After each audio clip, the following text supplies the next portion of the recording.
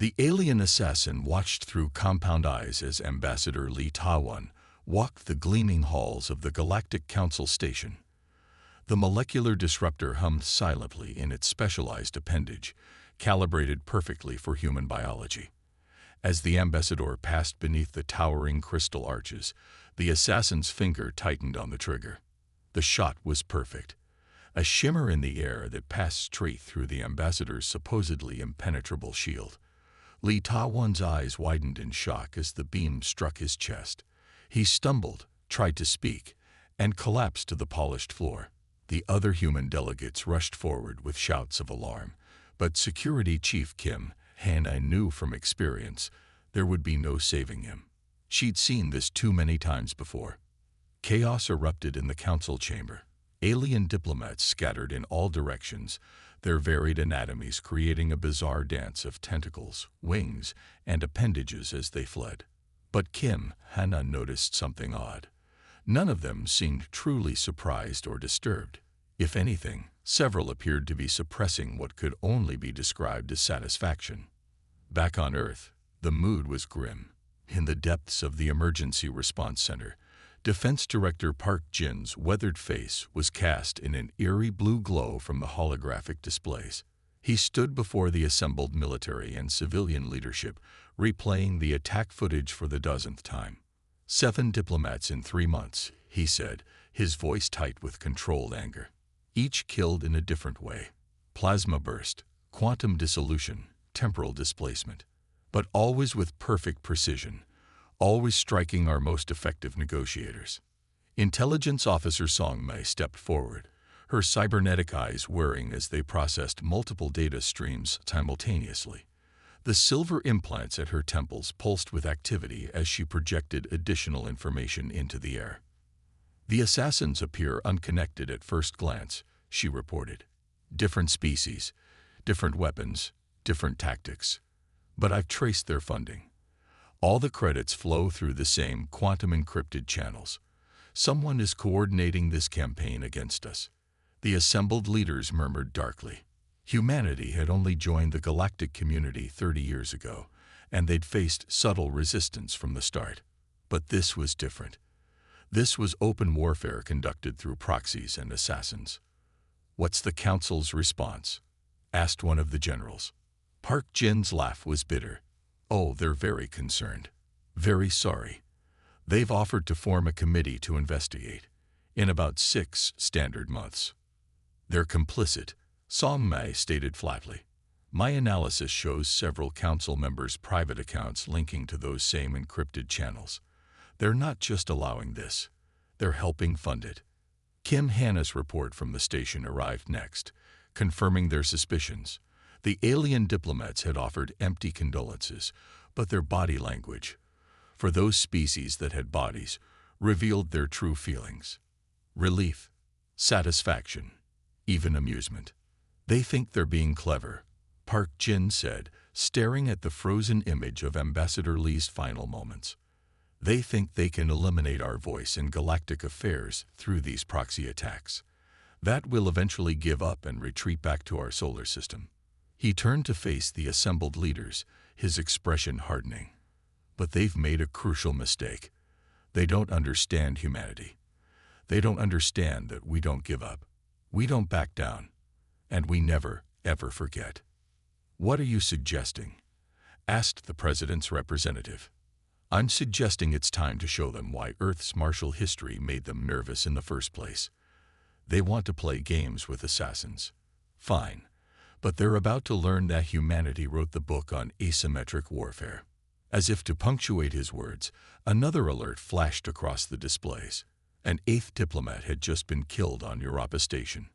The alien council members would offer their condolences, form their committees, and believe they were achieving their goals. They had no idea what they'd just started. That would prove to be their first, and possibly last, mistake. The soft blue glow of quantum displays lit up Lee Do-hyun's tired face as his fingers danced across holographic keyboards. Empty coffee cups littered his desk in the underground cryptography lab, testament to another sleepless night. For 3 weeks straight, He had been attacking the encrypted transmissions intercepted from Council space, looking for patterns that might explain the assassinations. His breakthrough came at 3:47 a.m. Earth Standard Time. A seemingly random burst of data contained something different, a fragment of code that wasn't quite like the others. Du Hyun's enhanced neural processors flagged it immediately. This wasn't just a transmission. It was a key to something much bigger. "Wake up the command staff," he told the AI assistant, "and get me more coffee. We're about to crack this thing wide open." Within an hour, the encrypted channels began to unravel.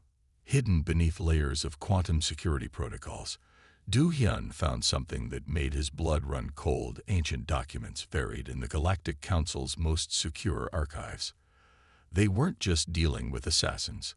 They were dealing with a conspiracy thousands of years in the making. Military command assembled in the emergency briefing room as Du Hyun's findings scrolled across the wall displays. Admiral Chen watched with growing anger as the true nature of their situation became clear.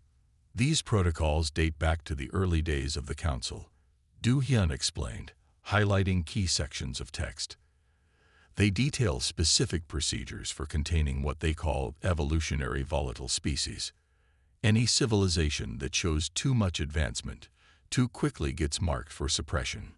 He brought up more documents, these ones showing records of extinct or marginalized species.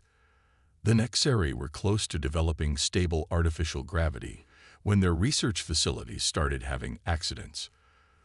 The Krell were making breakthroughs in faster-than-light travel when their scientists began dying mysteriously. Over and over, any species that threatened to upset the established order was systematically destroyed or contained. Kim Yuri, the head of Sinological Studies, stepped forward. Her cybernetic eyes whirred as she processed the classified sections Du Hyun had uncovered. "It's worse than that," she said.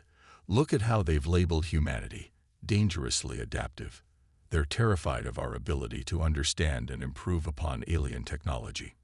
In just 30 years, we've matched developments that took other species centuries." The room fell silent as the implications sank in. Humanity wasn't just facing random violence. They were facing an organized campaign by the galaxy's oldest civilizations to keep them in their place. "The older races have ruled space for millennia," Yuri continued. "They've created a carefully controlled system where technological advancement happens at their pace, under their supervision. We're a threat to that system. In 3 decades, we've already improved their shield technology, revolutionized their quantum computing, and started making breakthroughs in dimensional physics they thought impossible." Do Hyun pulled up more decoded transmissions. "The assassination orders are coming from the highest levels. Council members, corporate leaders, religious authorities. They're all part of this network. The assassins' guilds are just their tools. How many species have they done this to?" Admiral Chen asked quietly. "Dozens that we can confirm," Yuri replied. "Possibly hundreds more that were wiped out so completely they don't even appear in the records. The Council presents itself as a democratic institution, but it's really a mechanism for controlling evolution itself. They think they can control us the same way," Du Hyun said, his voice hard. "But they don't understand what they're dealing with. We're not like the others. We don't just adapt. We thrive on challenge. Every time they try to push us down, we'll come back stronger." Yuri nodded grimly. "They're using tactics that worked on peaceful, cooperative species. But humanity, we've spent our entire history fighting, adapting, and overcoming. They have no idea what they're about to unleash." As if to emphasize her point, another alert flashed across the screens. Another assassination attempt, this time failed. The would-be killer had found themselves facing new human security measures they hadn't expected. The hunter had become the hunted. "Send a message to all our research facilities," Admiral Chen ordered. "Full mobilization, all projects. If they want to see how dangerous humanity can be, we'll show them exactly what evolutionary volatile really means." The ancient conspiracy had worked for thousands of years, but they had never faced anything quite like humanity before. Their carefully maintained order was about to face its greatest challenge, and they had no one to blame but themselves. The alien assassins never saw it coming. Their stealth ship, equipped with the finest cloaking technology in the galaxy, approached Earth with absolute confidence. They had breached planetary defenses 100 times before. This would be no different. Then their systems started failing. One by one, every piece of advanced technology on their ship began shutting down. The cloaking field flickered and died. Their quantum engines sputtered to a halt. Even their life support systems began to falter. As panic set in, they saw it, a shimmering web of energy surrounding their vessel, drawing them inexorably down toward the surface. In his control center deep beneath the Pacific Ocean, Chief Engineer Choi Min allowed himself a small smile as he watched the capture unfold. The planetary defense grid was performing exactly as designed. Years of preparation were finally paying off. Target secured, his assistant reported. The quantum containment field is holding steady. They're completely immobilized. Choi nodded, studying the readings from the captured vessel. The assassins had brought some impressive technology, but nothing he hadn't planned for. Since first contact, he had been analyzing every piece of alien tech he could get his hands on, looking for weaknesses, finding ways to counter them. Most importantly, he had been building systems that could learn and adapt. The defense grid wasn't just a shield. It was an artificial ecosystem of quantum fields and adaptive algorithms. Each attack it faced made it stronger, smarter, more capable of countering future threats. The aliens thought their technology was superior, but they had forgotten one crucial fact. Humans were really good at turning other people's weapons against them. "Bring them in," Choi ordered. "I want to have a chat with our visitors." The captured assassins, 3 Drachnid mercenaries with chitinous armor and multiple arms, were brought to a special interrogation chamber. Their weapons and equipment had been confiscated, leaving them looking far less imposing than usual. Choi studied them through the quantum-reinforced barrier. "Welcome to Earth," he said calmly. "I trust you're finding our hospitality interesting so far." The lead assassin hissed something untranslatable, probably an insult. Choi continued as if he hadn't heard. "You're wondering how we caught you, how we bypassed your cloaking technology, neutralized your weapons, and trapped your ship. The answer is simple. We've been studying you, all of you. Every attack, every assassination attempt, every piece of technology you've used against us has taught us something new." He brought up a holographic display showing the defense grid in action. "This system learns. It evolves. Every time you try something new, it adapts. The more you attack us, the stronger our defenses become. Your employers should have studied Earth's history more carefully. We don't just survive threats. We learn from them." One of the assassins spoke up, their translator converting the clicks and hisses into English. "Impossible. Your species is too young. You cannot have developed such technology." Choi laughed. "Young. Yes. But that's our strength, not our weakness. We don't have centuries of tradition holding us back. We don't have established protocols limiting our thinking. We see possibilities where you see impossibilities." He brought up more displays, showing the grid's expanding coverage. Right now, similar systems are being installed around every human colony and outpost. Soon, no assassination team will be able to touch us. But please, keep trying. Every attempt just makes our defenses better. The lead assassin shifted uncomfortably. "The Council will not allow this. They will send forces." "Let them come," Choi interrupted. "We're counting on it. You see, this grid isn't just defensive.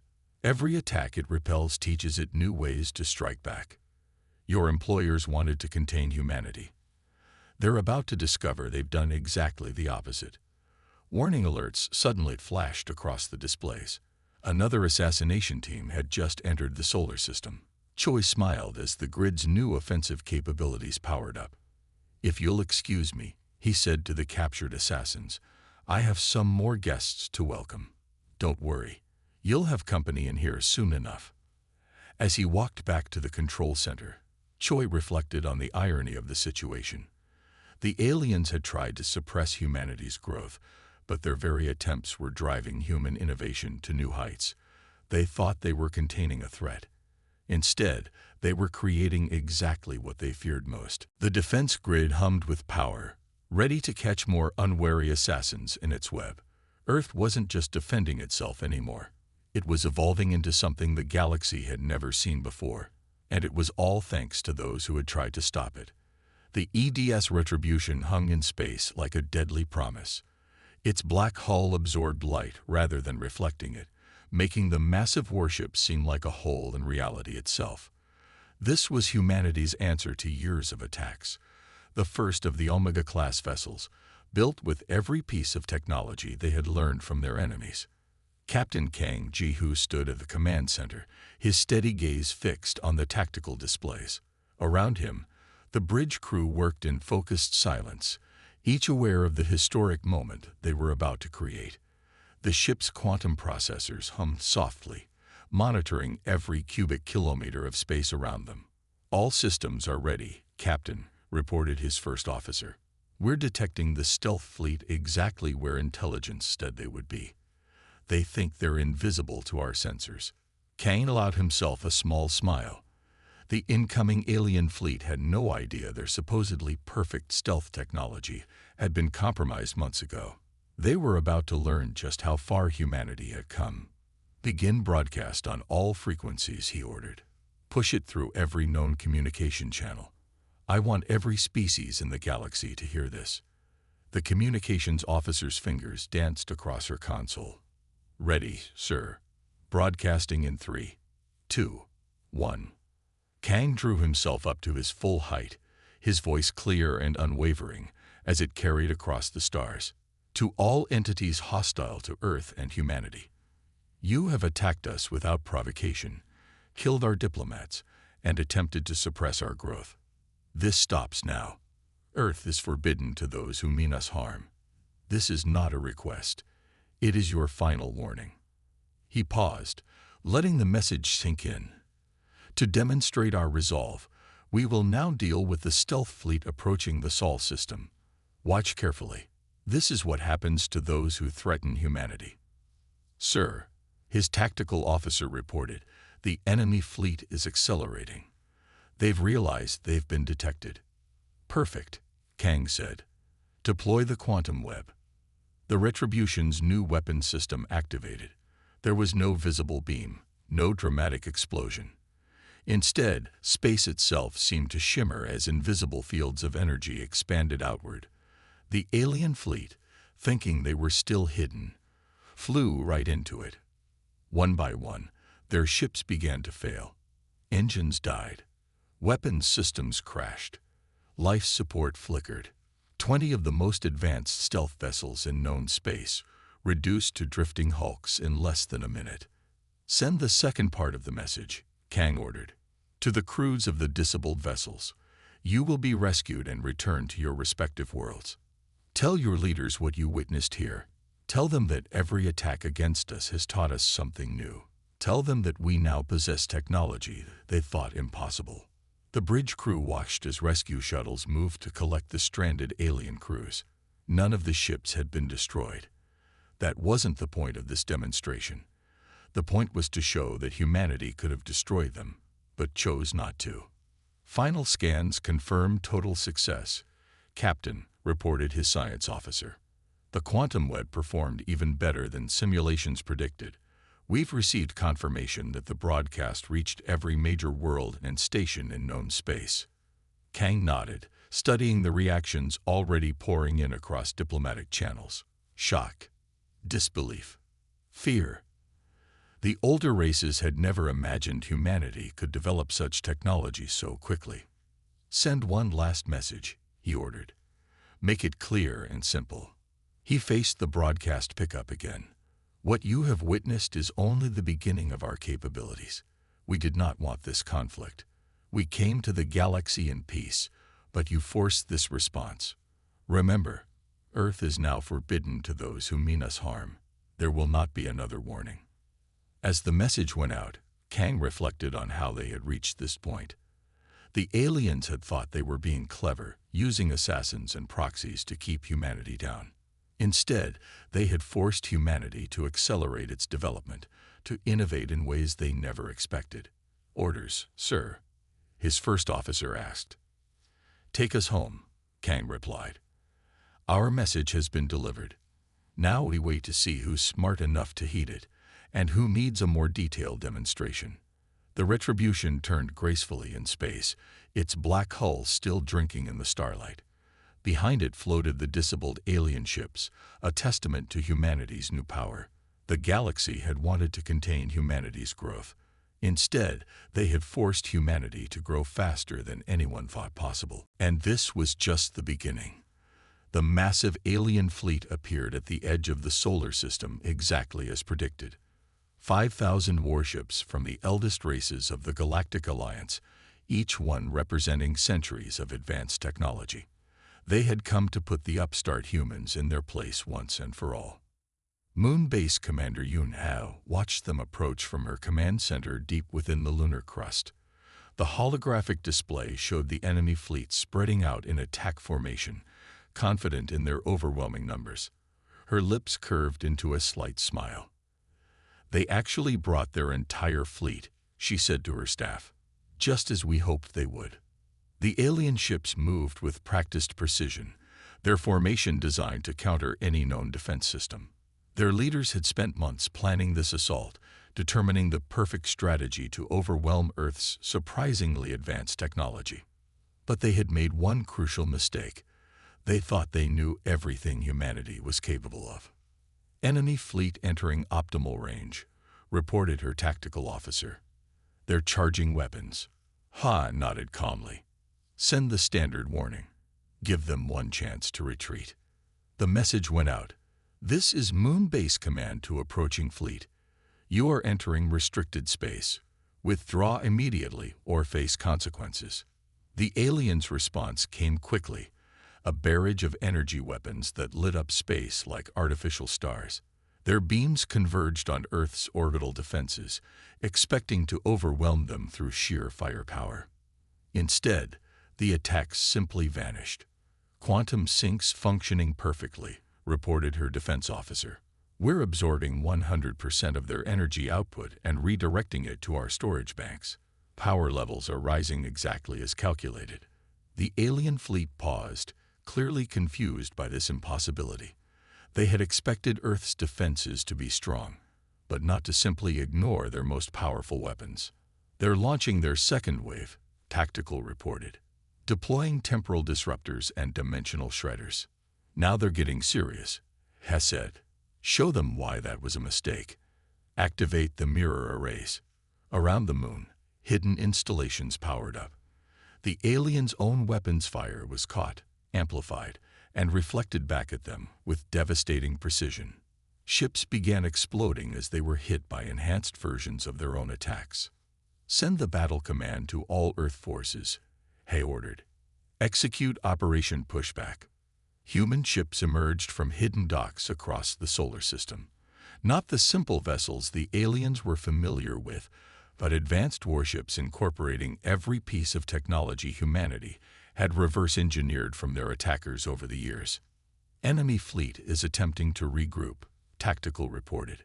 "They're trying to establish a defensive formation." "Too late for that," Hess said. "Deploy the phase shift torpedoes." The new weapons passed straight through the alien shields as if they didn't exist.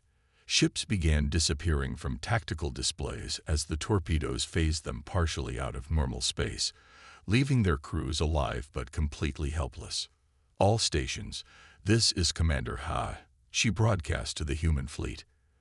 They never understood what they were dealing with. Every attack they launched taught us something new. Every attempt to suppress us made us stronger.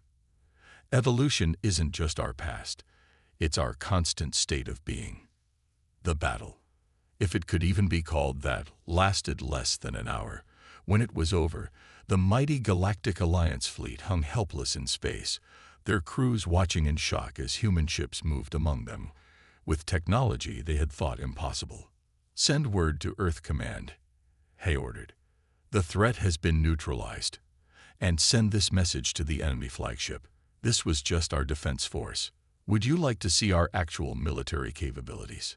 She watched the tactical display, remembering all the times the aliens had tried to keep humanity down. All the assassinations, all the sabotage, all the attempts to contain Earth's growth. They had never realized they were just giving humanity more tools, more technology, more motivation to evolve. "Ma'am," her communications officer reported, "we're receiving surrender signals from multiple vessels." Han nodded. "Accept their surrender. Prepare to begin recovery operations." She paused, then added, "And make sure they understand. This is what happens when you corner a species that thrives on adversity. We didn't want this fight, but we made damn sure we were ready for it." The moon base's quantum cores hummed with absorbed energy as human ships moved to secure their prisoners. In one brief engagement, the balance of power in the galaxy had shifted completely. And it was all because the elder races had never understood a simple truth about humanity. The more you try to hold us back, the stronger we become.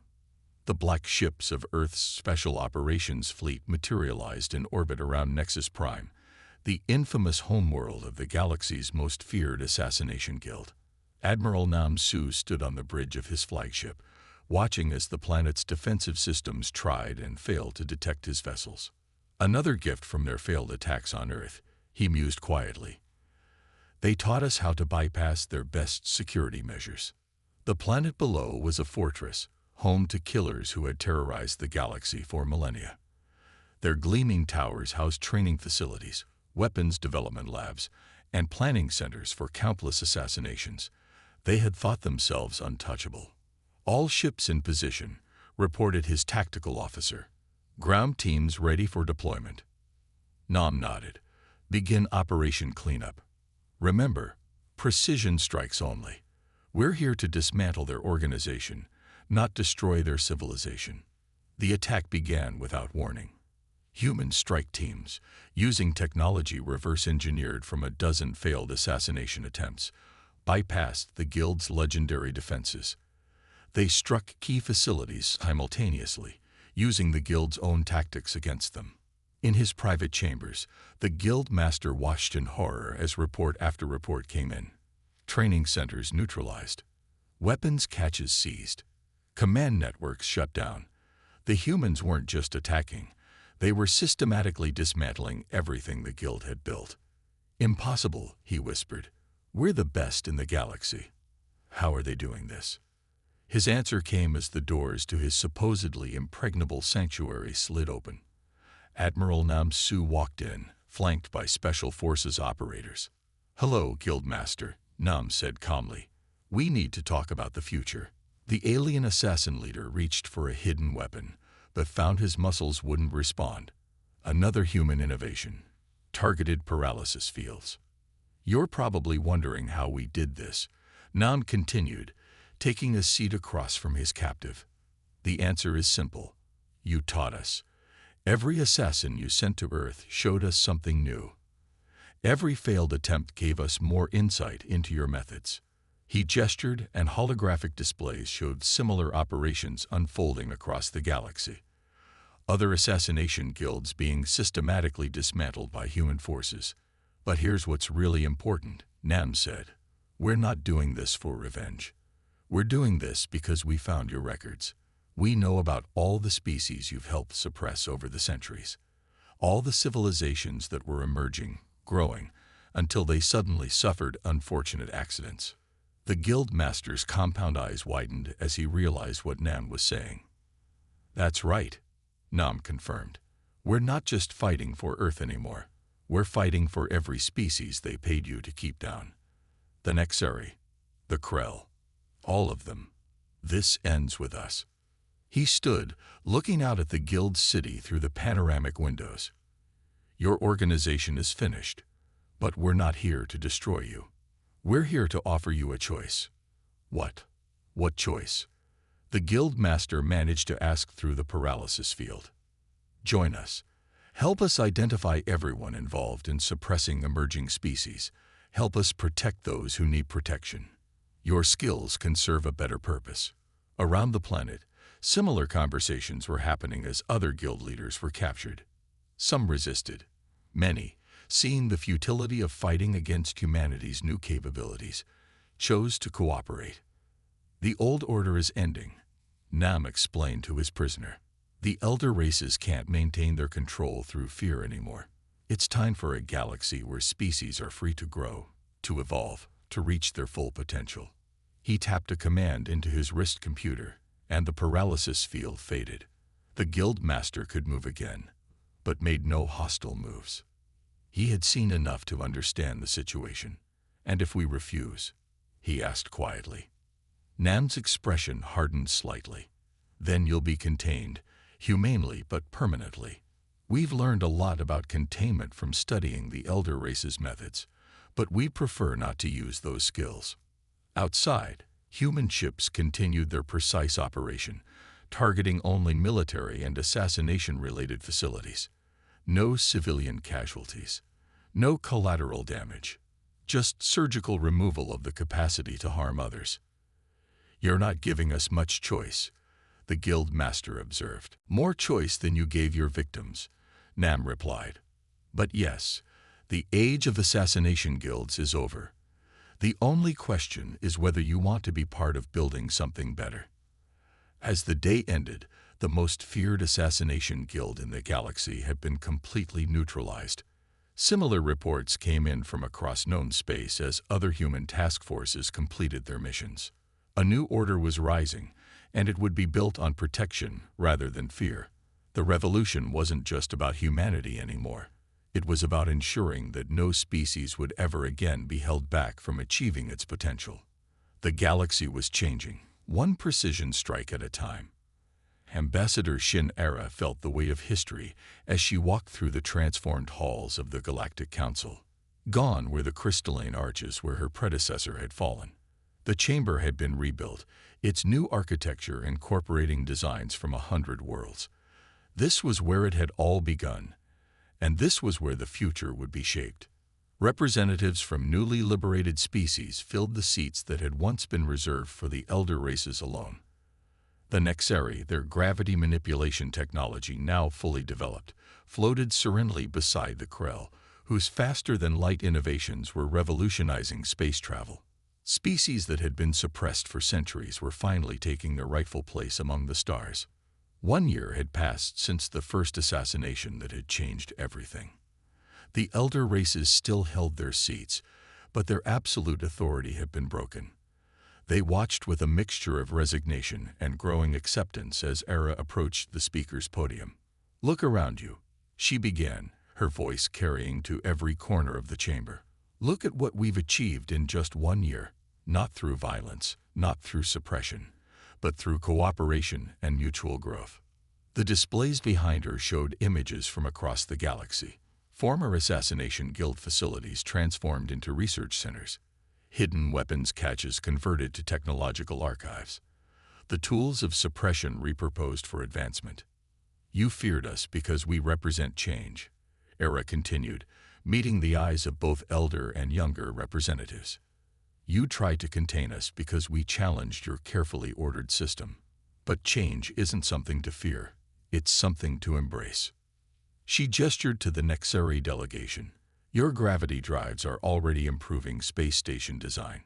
To the Krell, "Your FTL innovations are opening new regions of space for exploration." Her gaze swept the chamber. "Every species here has something unique to contribute. That's what you tried to suppress. That's what we fought to protect." The chamber was silent, absorbing her words. Even the elder race's representatives seemed thoughtful rather than hostile. "Earth isn't forbidden anymore," Era declared. "It's a beacon for all who wish to grow, to learn, and to evolve. Our universities are open to students from every world. Our laboratories welcome researchers from every species. The future belongs to those who dare to reach for it." She activated a final display, showing Earth's new orbital stations.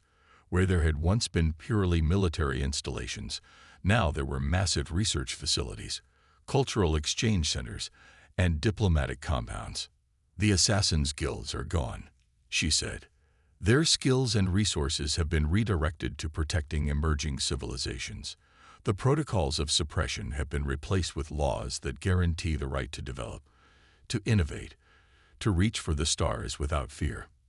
In the decades that followed, humanity's warning would become legend, but not in the way anyone expected. Earth transformed from a target into a sanctuary. Species that showed unusual potential were no longer marked for suppression. They were invited to join Earth's growing network of innovation centers. The former guild masters, those who had chosen to adapt, now led security forces protecting developing civilizations. Their centuries of experience were finally serving life rather than death. This is just the beginning, Era concluded. We stand at the dawn of an age where cooperation replaces competition, where innovation is celebrated rather than feared, where every species can contribute to our shared future. As she finished speaking, representatives from both elder and younger races rose in approval. The chamber that had once witnessed humanity's near destruction now witnessed its greatest triumph. Not victory through force, but transformation through understanding. The galaxy would never be the same. And that was exactly what everyone had once feared, but now embraced. Change had come to the stars, unstoppable as evolution itself, all because humanity had refused to be silenced, refused to be suppressed, refused to accept anything less than the right of every species to reach its full potential. This was the new dawn they had fought for, not just for Earth, but for all who dared to dream of something greater. And it was only the beginning.